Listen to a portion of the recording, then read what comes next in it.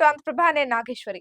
ఆంధ్రప్రదేశ్ ఎన్నికల ఫలితాల్లో జనసేనాని పవన్ కళ్యాణ్ భారీ మెజార్టీతో గెలుపొందడంతో ఇటు సినీ ప్రముఖులు, అటు పలువురు రాజకీయ నాయకులు కూడా ఆయనకి శుభాకాంక్షలు తెలియజేస్తున్నారు.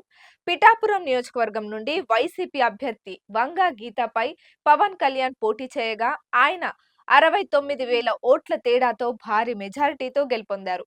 ఫలితాల అనంతరం పవన్ కళ్యాణ్ మంగళగిరికి వెళ్లారు. అయితే పవన్ ఇంటి నుండి బయలుదేరే ముందు ఆయన భార్య అన్నా జలేవా విజయ తిలకం దిద్దారు.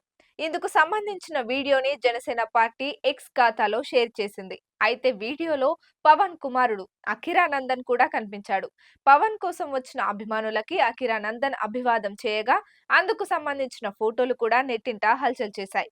ఇక కూటమి భారీ విజయం సాధించడంతో టీడీపీ అధినేత చంద్రబాబు నాయుడు స్వయంగా జనసేన ఆఫీస్కి వెళ్లి పవన్ కళ్యాణ్ ని కలిశారు. చంద్రబాబు రాకతో పవన్ దిల్ ఖుష్ అయ్యాడు. ఇక అక్కడే ఉన్న తన కుమారుడు అఖీరాను చంద్రబాబుకి పరిచయం చేశారు పవన్ కళ్యాణ్. అంతేకాకుండా బాబు గారి కాళ్లకు నమస్కారం చేయాల్సిందిగా అఖీరాకు సూచించారు పవర్ స్టార్.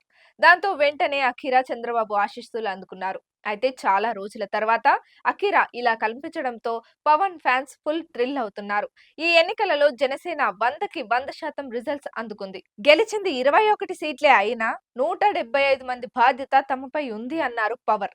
కక్ష సాధింపులు ఉండవని, జగన్ పై తనకు కోపం లేదన్నారు. రాష్ట్రంలో చీకటి రోజులు పోయాయని, అంతా మంచే జరుగుతుందని అన్నారు పవన్.